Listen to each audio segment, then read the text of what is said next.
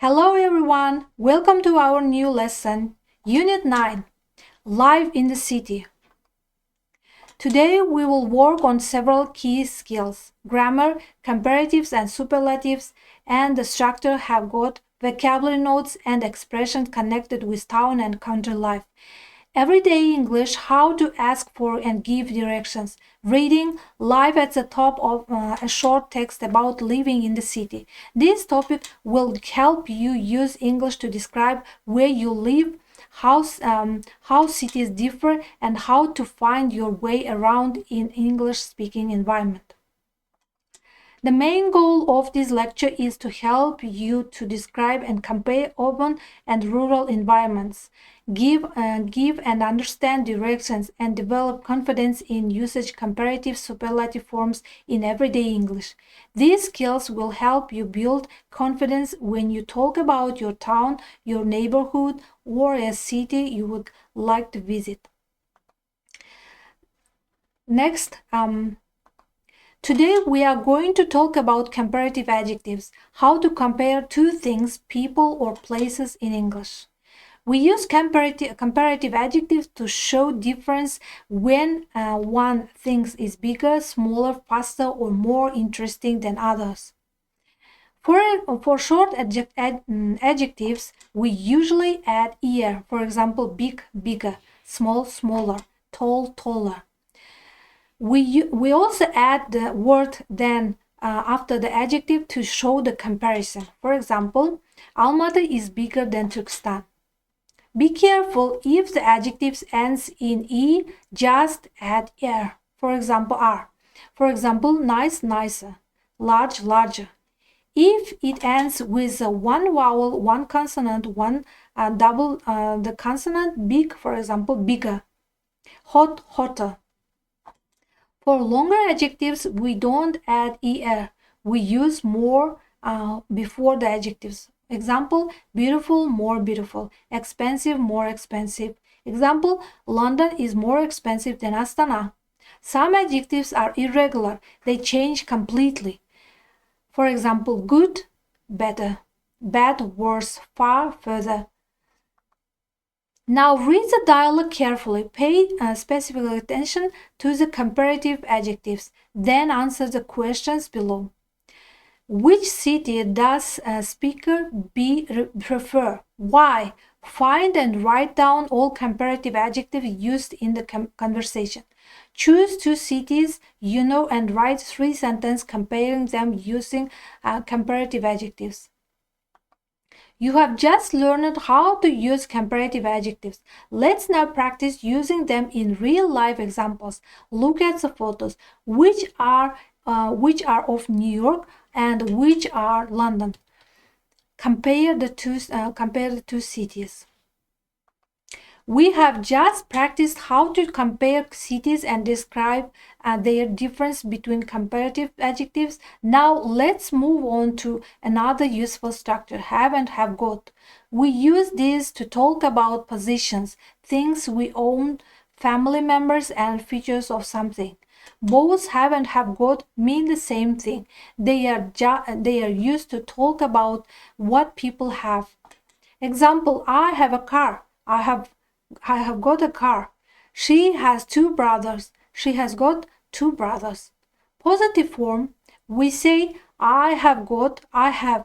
You have got, you have. He or she has got, he or she has. We have got, we have. They have got, they have. Examples, I have got 2 sisters. He has got a big house. She has long hair. Negative form, to make a negative sentence, we say you haven't got or you don't have. He or she hasn't got or he or she doesn't have. Examples, I haven't got a car. I don't have a car. Question form, to ask a question, we change the order.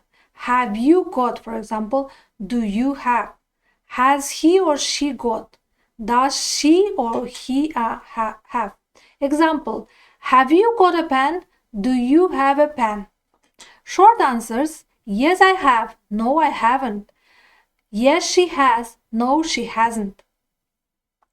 We use superlative adjective to compare three or more things and to show that one thing is most in the group. For short adjectives, add est. For example, tall, the tallest; small, the smallest; big, the biggest. For long adjectives, use the most plus adjective. Example, beautiful, the most beautiful; expensive, the most expensive.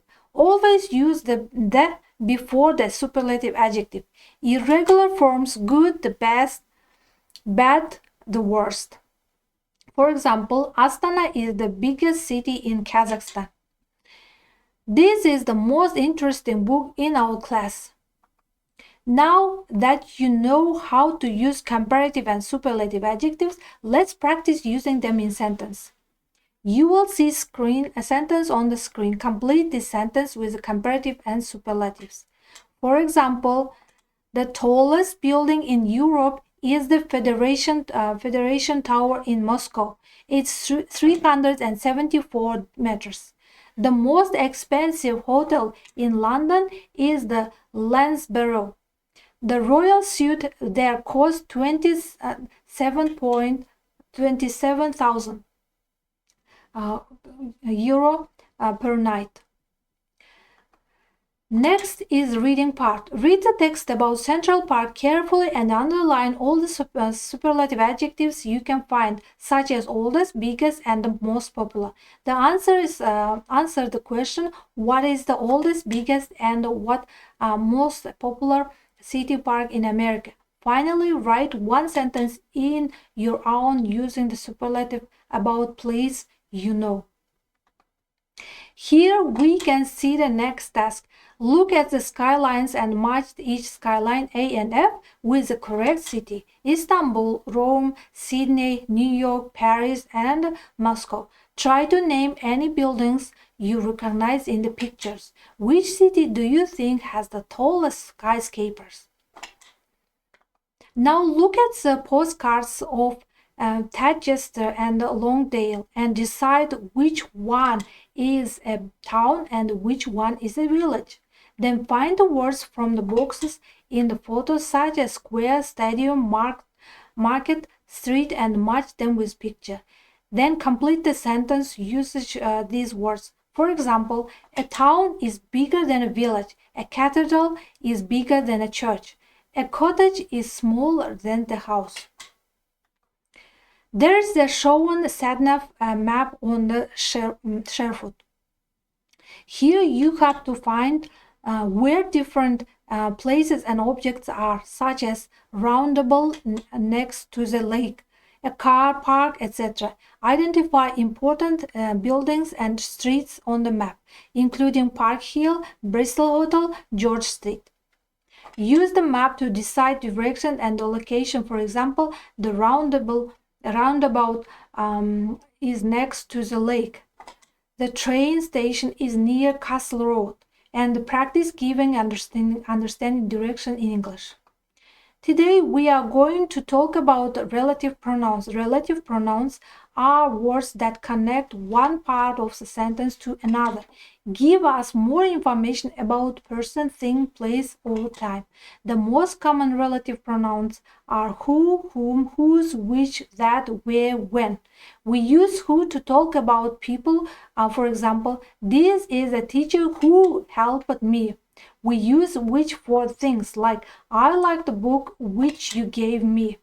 That can be used for people or things if defining sentence. For example, she is the student that won the prize. We also have whose, which shows position, like I know a man whose car is red.